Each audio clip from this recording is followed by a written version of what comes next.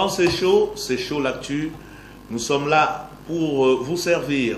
Cet autre rendez-vous nous permettra de terminer cette semaine en votre compagnie.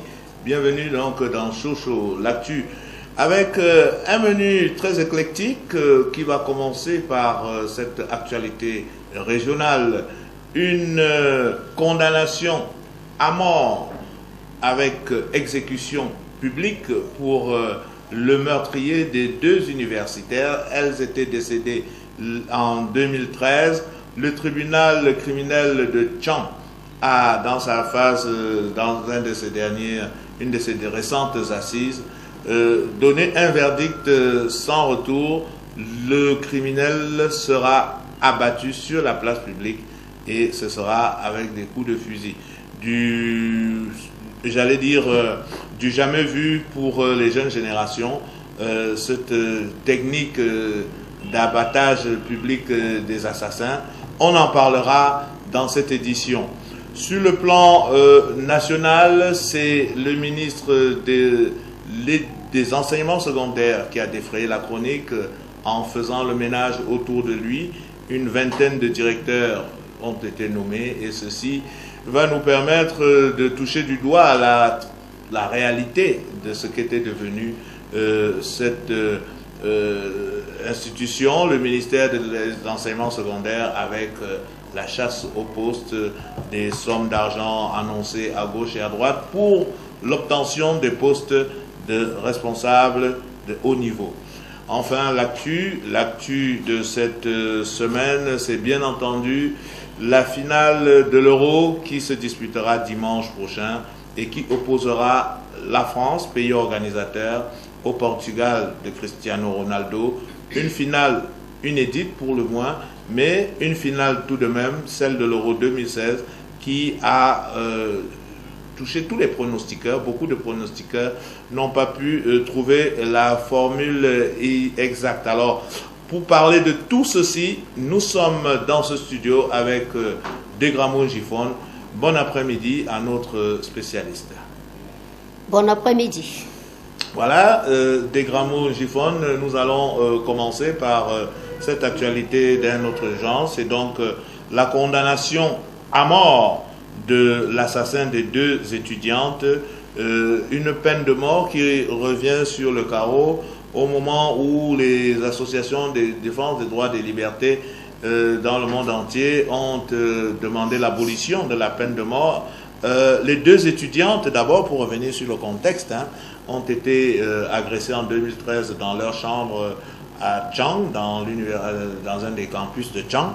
Et là-bas, l'agresseur, qui prétendait être le copain de l'une des deux filles, est entré dans la chambre, s'est enfermé et il s'est mis à violenter. C'est les cris d'ailleurs des filles qui vont attirer les voisins, lesquels vont venir donc à la rescousse.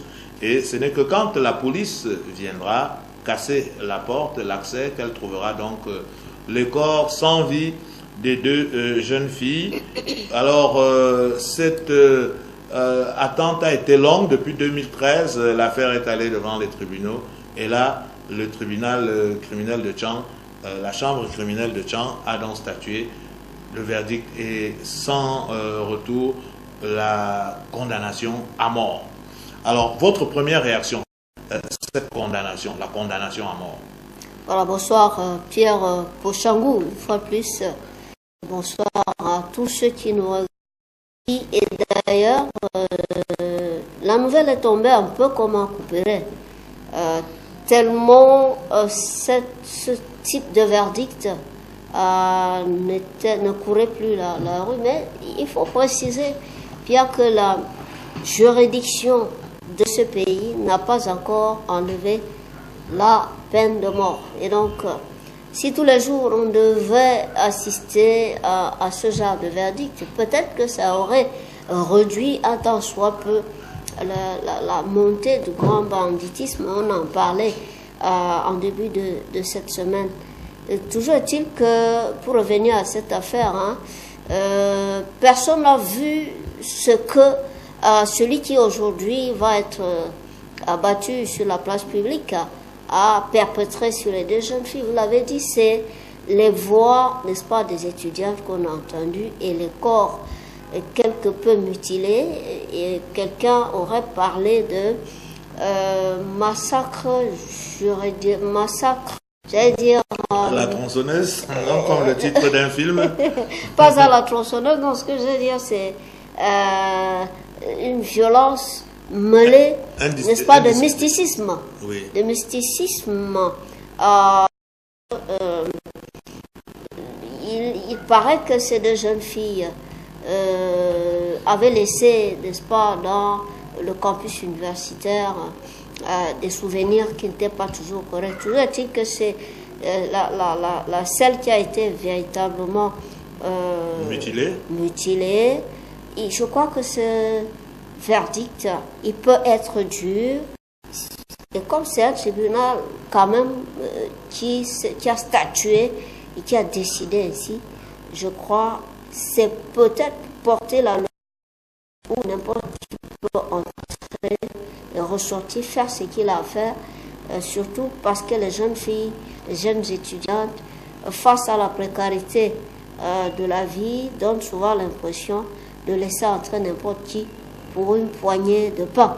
Et je crois que ce verdict vient sonner une sorte d'alerte maximale pour que le crime crapuleux essaie de reculer, puisque la dernière fois on parlait ici, disant que pourquoi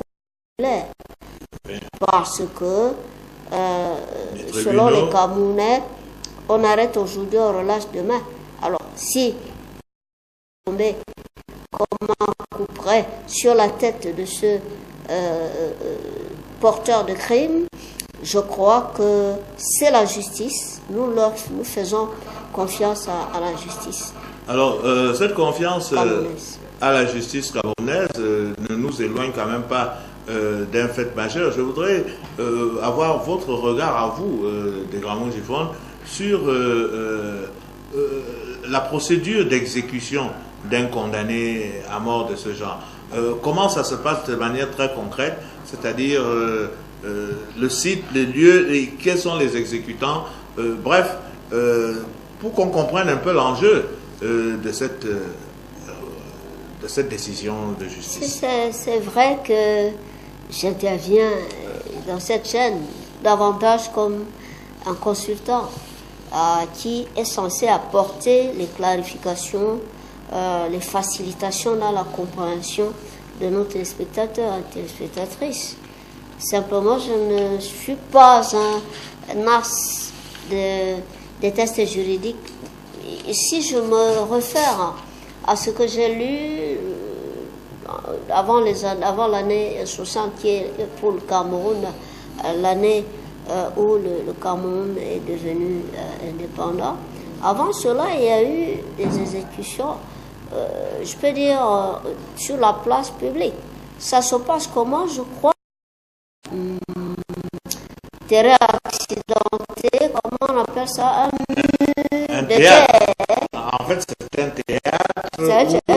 La scène est préparée pour que les balles ne puissent pas aller au-delà du lieu pour peut-être toucher de manière accidentelle. C'est pour ça qu'on parle d'un théâtre. Voilà, c'est ça. On peut pas dire pour que les balles rentrent dans le mur derrière les exécutés. Mais tous ces scénarios ne nous intéressent.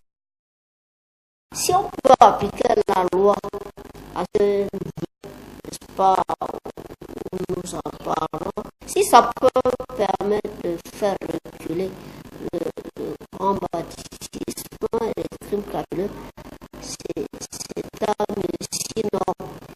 Un jour peut-être un juriste pourrait nous apporter plus d'éclairage.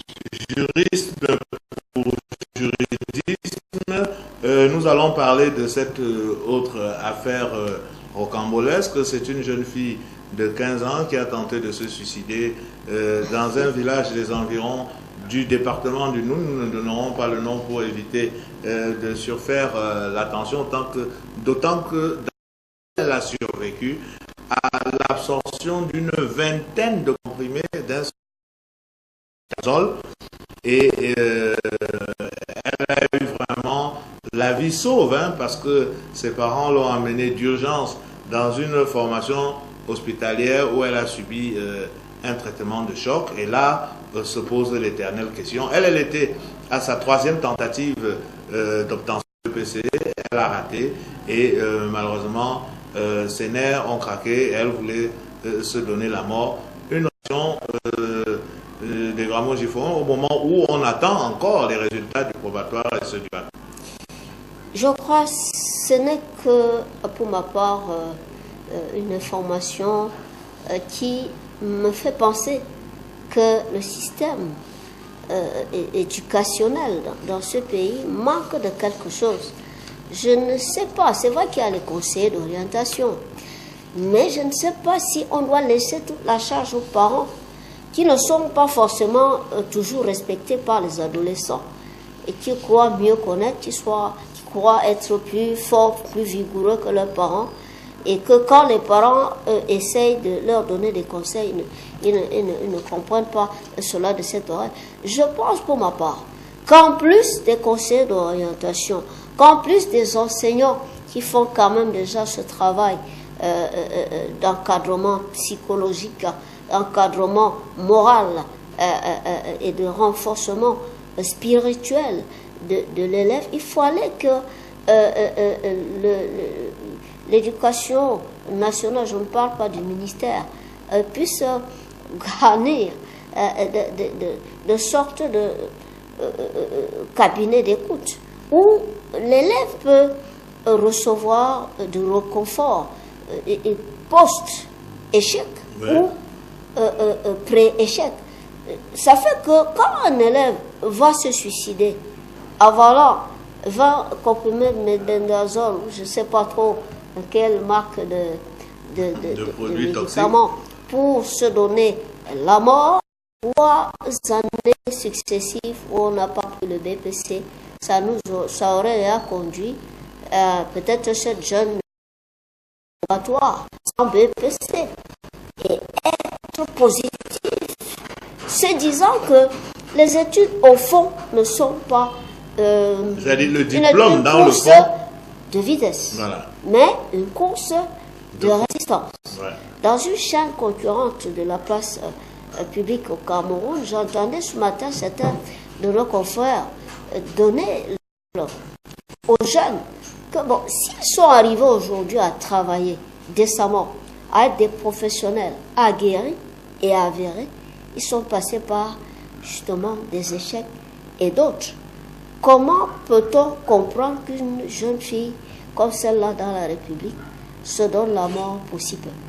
Disons que là, comme je l'ai dit tout à l'heure, elle a tenté de se donner la mort. Dans sa tête, il y avait la conviction. Voilà, elle avait la conviction. Nous savons qu'elle n'est pas morte. Voilà. Mais en quand même, un surcroît de comprimés, elle voulait justement passer l'arme à gauche. Bah alors justement, les substances toxiques, pour une fois, on peut dire que les professionnels de la santé ont relevé le défi et pour réussir à la désintoxiquer après 40